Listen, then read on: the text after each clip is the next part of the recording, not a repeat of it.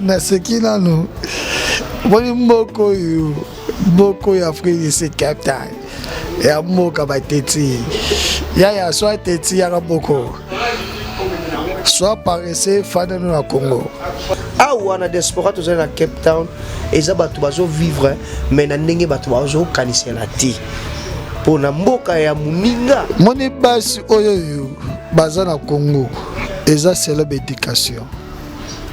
Babiso bino so Congo kala babaso to eba tondo linga na ba matalita basalelo o ba kola ya Congo to ebite mais plupart ya baso ba ota Congo ba ya awa ba sa ba desert na sens ni baso koka ko fandisa esprit na bango place mon côté bon vie ba congolais awa wa eza foko bunda fo olingana musala osolingi musala te na vie ba congolais awa osapelo hotel toza na kati ya Cape Town na Afrique du Sud na Kapa na centre ya Woodstock oza et parmi district oyo et outil directement quand na Cape Town centre ti awa Congolais malgré situation toza nango est-ce que tolingani ndenge ba communauté mususu tozomona awa ba nigérienne ba camerounais ba lingani est-ce que biso pe tolingani ndenge wana papa biso tolingani po to na Congo ini otobenga Congo ini na kata Cape Town to sa na Cape Town to na ko mama be na bato yo bana bo batetite na bato yo baba fenea ndi eko mama be mboko ifonga bana mutunyo o mboka chance okoza pe lobi pe olalo la moki mbok vine pe chance.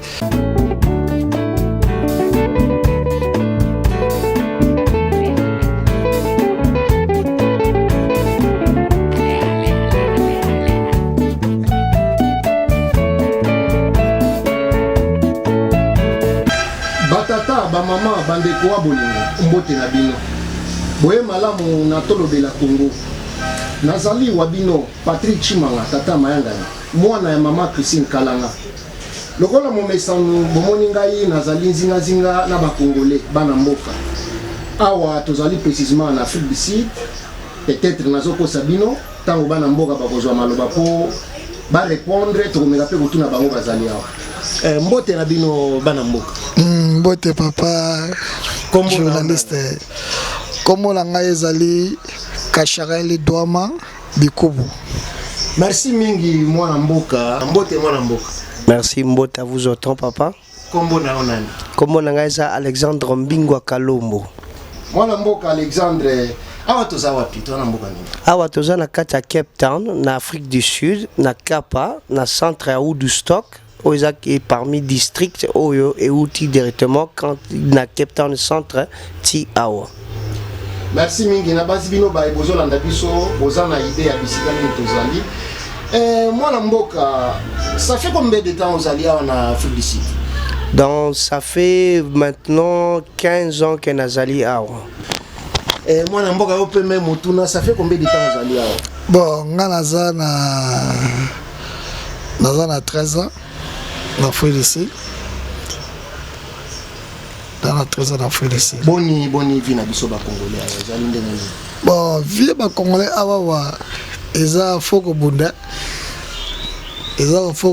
fo olingana musala osolingi musala te na vie ba congolais awa osapelo hotel fo focus na musala nde tomona ba jeune belé bandaki pe muke ba pe ba boss a partir ya musala.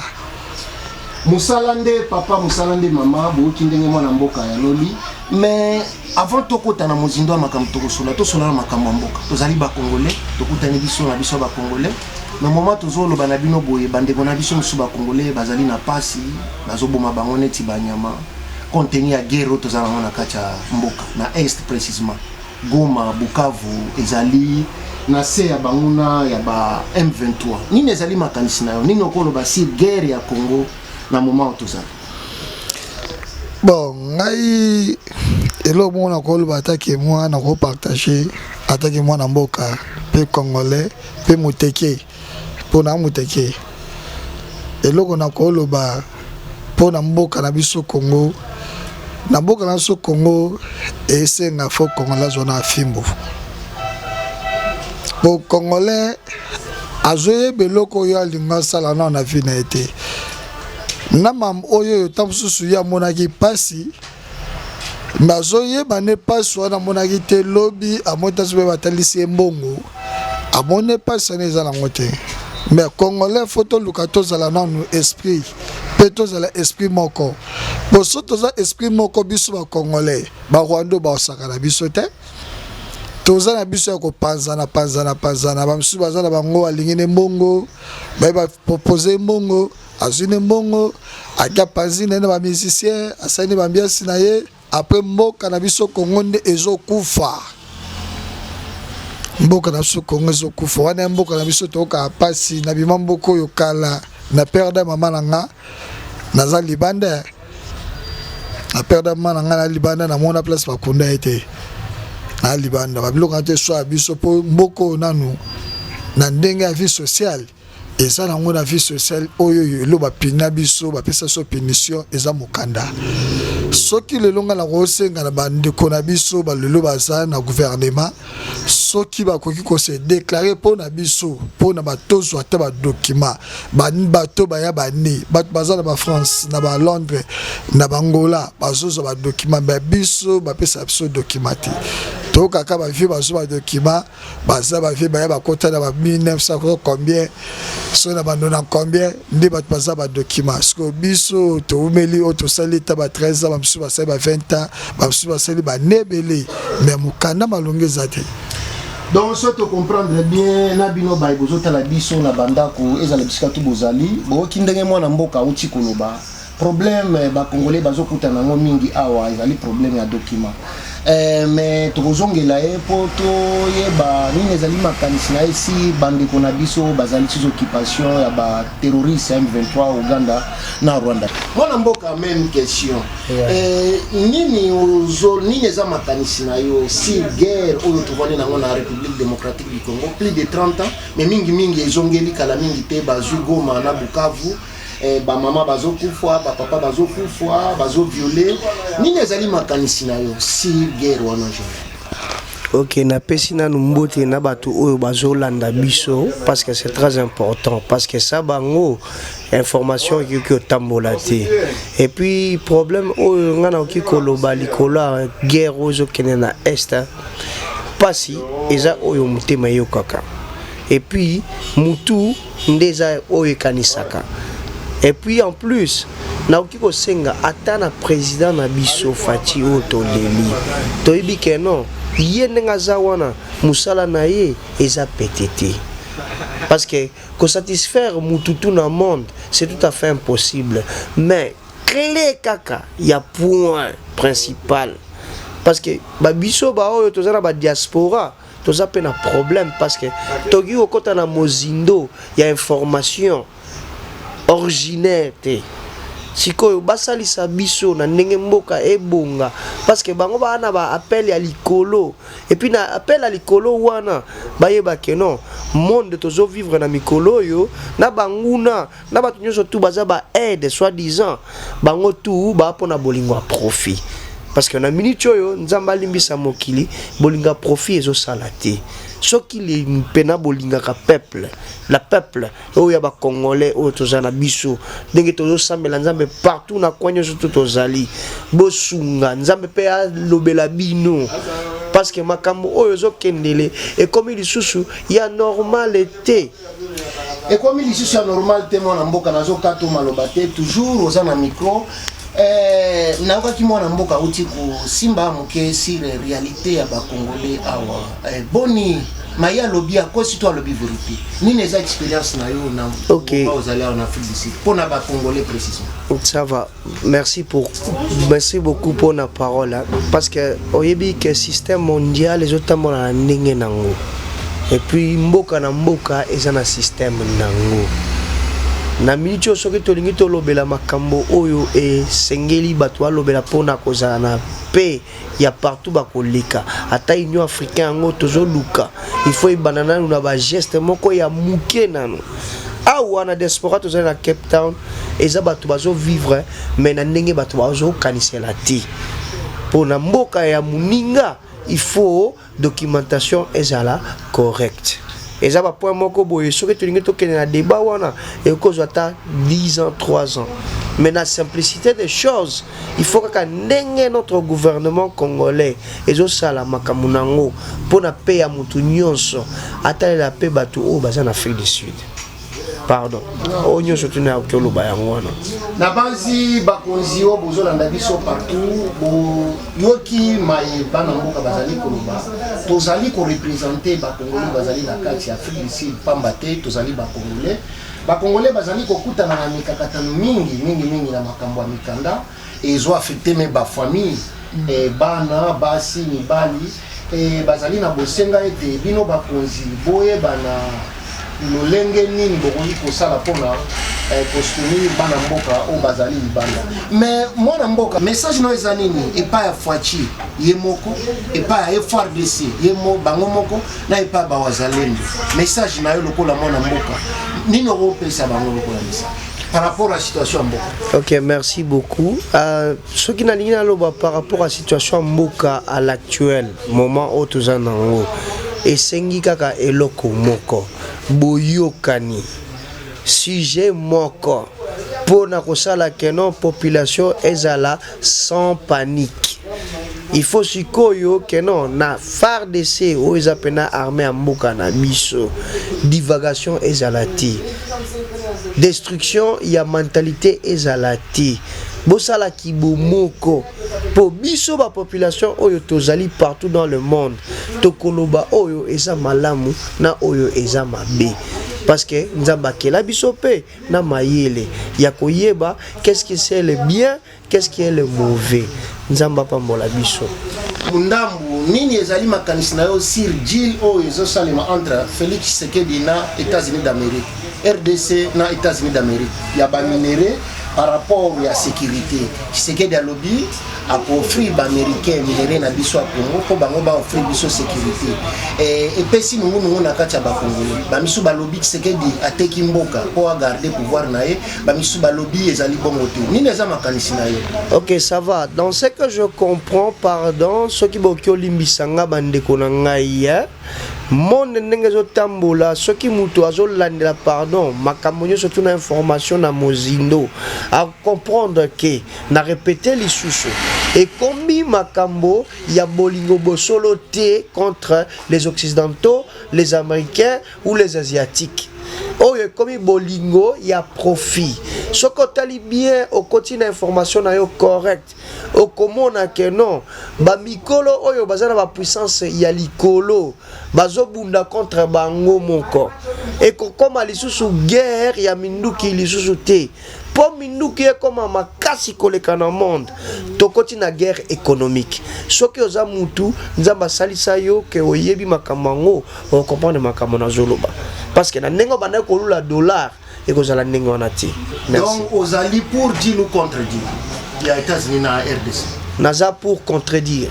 Oboyango. Na boyango. Merci. Et toujours na même mituna mwana mboka avant toko mana mutuna ya o na uti ko tuna ya deal entre États-Unis d'Amérique na RDC.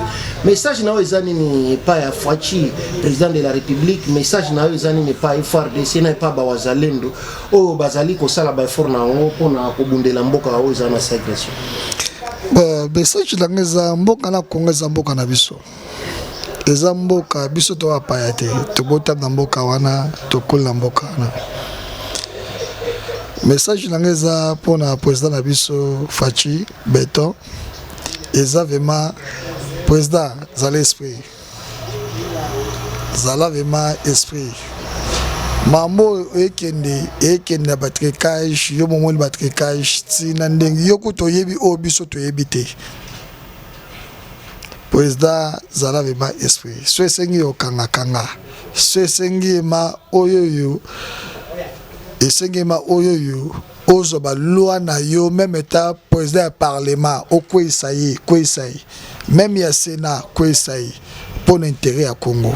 Wana message pas Faci mais pas ba wazalendo na FARDC. Bazalendo wana bazaba ndeko na biso FARDC bapenga na biso ya mboka. Wana mana oloba longonya na FARDC na biso bobunda yaya wana mboka na biso biso to musika tokima mambo ya Kabila pasa Kabila mema biso na mboka na biso tokima tobima na ba 2008 tokima Kabila na 96 biso tout vota totala moto to vota nendoki il fallait que tu votes sur tambe mbembe maemo poko to bavantir sala mbe to na tayola na politicien na biso te bazalendo bo bunda wana mboka na biso papa FARDC ba jeune ba masa na biso ya Dipogre Ngombele Masina Ngaba Bozu message Bobunda FARDC Bobunda tokotele mingi na politique te tozo sala mélange to simbi politique mboka to simbi pe awa na kati bisika tozali po mingi tozali biso ba congolais en Afrique du Sud mais boni entre nous ba congolais en Afrique du Sud est-ce que bolingo ezali tolingani na mboka oyo biso ba congolais malgré situation tozana ngo est-ce que tolingani ndenge ba communauté mususu tozo mona awa ba nigérienne ba camerounais ba lingani est-ce que biso pe tolingani ndenge wana papa biso tolingani po to na Congo ini otobenga Congo ini na kata Cape Town to sana Cape Town to na IGF Chims to na président Jimmy Teme to na Teddy Kinsala otobenga Teddy Kinsala Teddy Mulata to na bango to na batebele ba mama nana to na batebele to simbi Captain Mobimba to na Congo ini ezali oyoyo tokondaka bande na so akufaka na mboka oyoyo o bande na biso lelo famille zate botolandela te biso mona parti ya Congo ini toza pe susu na Africa Love toza ensemble toza mebele ba mambo ezebele oyo ba groupe ebele to fongola pona ko edane mba to mona ka pas même état bénéfice mon côté oyo gouvernement congolais na biso sala pona biso Congo otolela bokanisa biso toza pe boye to pe ba congolais ya teka ba congolais bona ki ba congolais ba soki wa pe bokansaka biso to partout bokanisa tout ba partout butamta so fa zo part na congolais ya telo ko tabe étranger te ba telo bit moko pe to kosonga te mboka ngoso to kosonga so pe to akunda biso awawa toye bate so poto mona mboka ngo ezaka toujours na ba problème sur problème. Bon, on est à stress, monsieur, na rencontré papa journaliste. Merci mingi batata ba mama bande kwa bolingo. Boyoki ndenge mwana mboka amanyole libino alobi bolingo ezali kati ya ba congolais Afrique du Sud précisément à Cape Town. To pesi mbote na ndeko Chims Katete IGF a communauté pesi pe mbote na groupe Congo Uni banzi ndenge mwana mboka uti ko manyelango e kozala responsabilité na bino bomeka koluka biso maison ya média mayenga na politique TV bo associé biso na activité na bino de façon que mokili mobimba et monaka quand même que non ba congolais ya bwanya pe maele ya bolingo bazali na banzi oki ndenge mwana mboka uti ko manyolela wa na zongeli yo na même temps boni ba congolais na Afrique du Sud est-ce que tolingani est-ce que bolingo ezali entre nous ba congolais awa ndenge tozomona ba camerounais na ba nigérien micro ezali pana.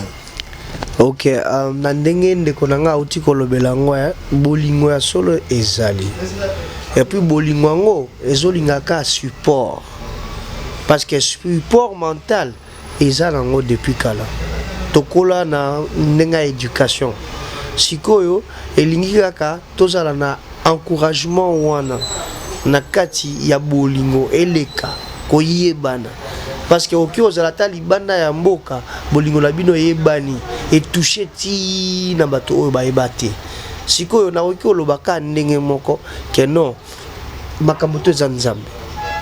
Parce que sans yé tozo lamuka tozo futa le côté il faut totaler la ka mingi yé asali sabiso makambo na biso ekeneka na positivité ya tout le temps. Nzamba pambola bino lisusu. Merci mingi mwana mboka mais naza toujours na yo na okindenge bo uti koloba bolingo ezali kati ya ba congolais tolingani mais soki tolingani ya solo boni tozoka il paraît ça au conditionnel que ba terroriste ya M23 na bananga batindi mbongo na bango na diaspora bazali ko regretter ba congolais na diaspora dernièrement tokaki il paraît ba organisation moko ezali na kati ya Cape Town zo représenter ba congolais bazo swana entre bango il paraît ba misu balobi ke batindeli bango mbongo e uti na M23 na nanga po bakoma bato nanga mais tokolingana ndenge nini au moment tozolia mbongo ya bato ya makila o bazo boma ba congolais ni les amakanisi na aussi moi. Ok, dans ce cas-là, na okikolo makanisi na ngai na répéter kama sujet na ngai ya liboso on a lobaki que non babo sana teke batu misusu bolingo a profit nde bazo salela.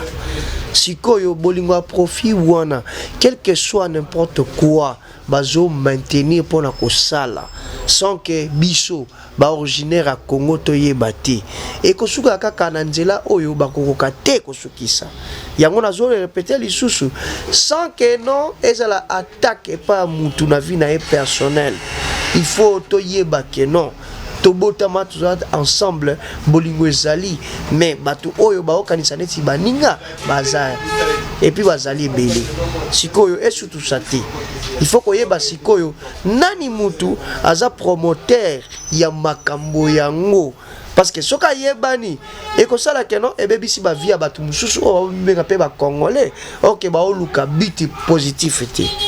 Merci. Merci mingi. Tozo kende ndambu na suka tokozwa bino tamula ite. Mwana mboka na banjo ki makambo aichikolo.